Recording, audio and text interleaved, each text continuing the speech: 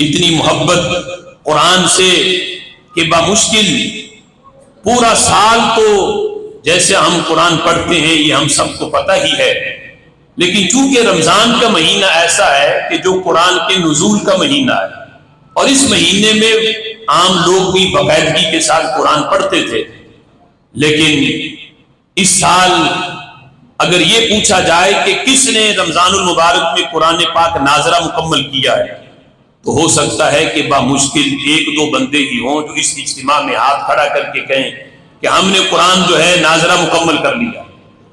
پہلے وقتوں کے اندر صورتحال یہ تھی، ایک گھر تھا جس گھر کے 3 افراد تھے، 2 نوجوان تھے اور ایک بوڑھی خاتون تھی۔ وہ نوجوان اس عورت کے بیٹے تھے اور وہ خاتون ان کی والدہ تھی۔ نام تھا ان کا حسن بن صالح اور دوسرے بھائی کا نام تھا علی بن صالح۔ باپ کا نام ہی صالح تھا۔ اب اس سے اندازہ لگائیں کہ جس کا باپ کا نام ہی صالح ہو وہ گھر کتنا نیک ہوگا، اور اس باپ نے اپنے بچوں کی تربیت کیسی کی ہوگی۔ اس گھر کا معمول یہ تھا۔ آج تو ہم گھروں کے اندر یہ صورتحال بناتے ہیں کہ باپ بھی کما رہا ہے، والدہ بھی، بیٹے بھی، یعنی یہ صورتحال کہ بھئی جدید دور ہے اور مہنگائی بڑی ہے، اگر سارے مل کے نہ کمائیں تو گزر بسر نہیں ہوتا۔ لیکن اس گھر نے بھی ایک شیڈول بنایا ہوا تھا اور ایک چیز اپنے اوپر لاگو کی ہوئی تھی، اور وہ یہ تھی کہ ہر روز اس گھر کے اندر ایک قرآن مکمل ختم ہوتا۔ پارے بانٹے ہوئے تھے، 10 پارے بیٹے پڑھتے اور 10 پارے ان کی والدہ پڑھتی۔ جب تک ایک قرآن مکمل ختم نہ ہوتا ان کا دن بسر نہ ہوتا۔ پھر یہ مسلسل کئی سالوں تک یہ سلسلہ جاری رہا۔ پھر ان میں سے ایک کا وصال ہوا، جو بڑا بھائی تھا حسین بن صالح، اس کا وصال ہو گیا۔ جب وصال ہوا تو اب یہ شیڈول کے اندر کمی نہ آئی کہ پہلے ایک دن میں ختم ہوتا تھا اب 2 دن کر دیے جائیں، نہیں۔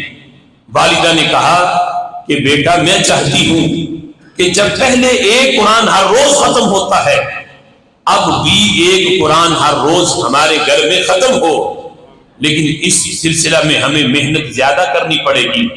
پہلے ہم 10 پارے پڑھتے تھے، اب جو بیٹا فوت ہوا اس کے حصے کے بھی 10 پارے ہم پڑھیں گے۔ 15 پارے بانٹ لیے، ہر روز پھر قرآن ختم ہوتا رہا۔ یعنی اس انداز میں قرآن کے ساتھ اتنی لگن، اتنی محبت۔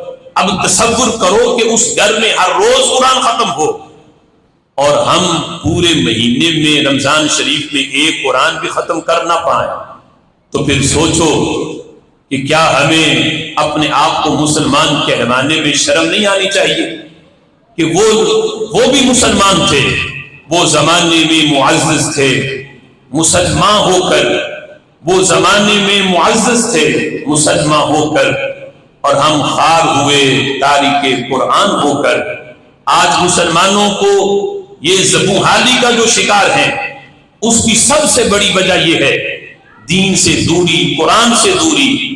آج لوگ لاکھوں لگا کے لوگ کہتے ہیں کہ قرآن کا تو یہ اعجاز ہے، سمجھ میں نہ بھی آئے، وہ تو کلام ہی اس ذات کا ہے جو بے مثل اور بے مثال ہے۔ اگر سمجھ میں نہ بھی آئے تو بندہ پھر بھی اکتاتا نہیں، اکتاہٹ محسوس نہیں ہوتی۔ یہ زبان ہی ایسی ہے، اس میں لذت اور تاثیر ہی ایسی ہے۔ آج لوگ لاکھوں لگا کے، یعنی لوگ بعض اوقات یہ بھی بہانہ لگاتے ہیں کہ قرآن عربی میں ہے، سمجھ میں نہیں آتا، لیکن ہم عربی سیکھنے کی کوشش بھی نہیں کرتے۔ آج ہزاروں لاکھوں لگا کے لوگ انگلش سیکھتے ہیں، حالانکہ وہ بھی اپنی زبان نہیں، وہ بھی غیروں کی ہے، لیکن وہ بھی سیکھتے ہیں، اور اس حد تک سیکھ جاتے ہیں کہ کئی انگلش پڑھنے والے انگلش ان کی زبان نہیں ہوتی، لیکن پڑھ اتنی جاتے ہیں کہ وہ انگریزوں کو پڑھا سکتے ہیں۔ لیکن افسوس کہ مسلمان ہو کر قرآن اتنا بھی نہ پڑھ سکیں کہ خود پڑھنا آئے، یعنی سمجھنا تو دور کی بات، قرآن کا جو حق ہے پڑھنے کا کہ پڑھا کیسے جائے، کہاں پہ مد ہے، کہاں پہ لین ہے، کہاں پہ مد لازم ہے، کہاں پہ اخفاء ہے، کہاں پہ ادغام ہے، ان چیزوں کا مسلمانوں کو پتہ ہی نہ ہو تو پھر اپنے حال پہ خود غور کرنا چاہیے۔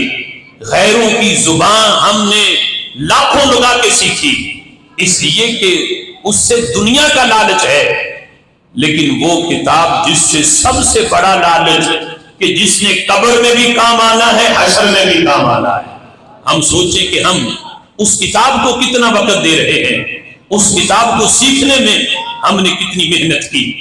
آج صبح قاری صاحب نماز پڑھا کے اسپیکر کھول کے مسجد کا یہ کہتے ہیں اپنے بچوں کو قرآن پڑھانے کے لیے مسجد میں بھیجیں جہاں نہ کوئی فیس ہے، نہ کوئی اور قسم کا کوئی جو ہے وہ مالی وہاں پہ صورتحال ہے، فری تعلیم دی جاتی ہے کہ بچوں کو بیچو، ہم بیٹھے ہیں قرآن پڑھانے کے لیے۔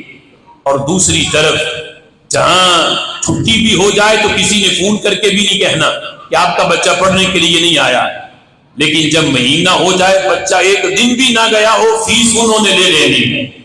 ادھر باپ کو بھی فکر ہے، ماں کو بھی فکر ہے، نیند قربان کر کے اپنی تھکاوٹ کو بھی نہیں دیکھتے۔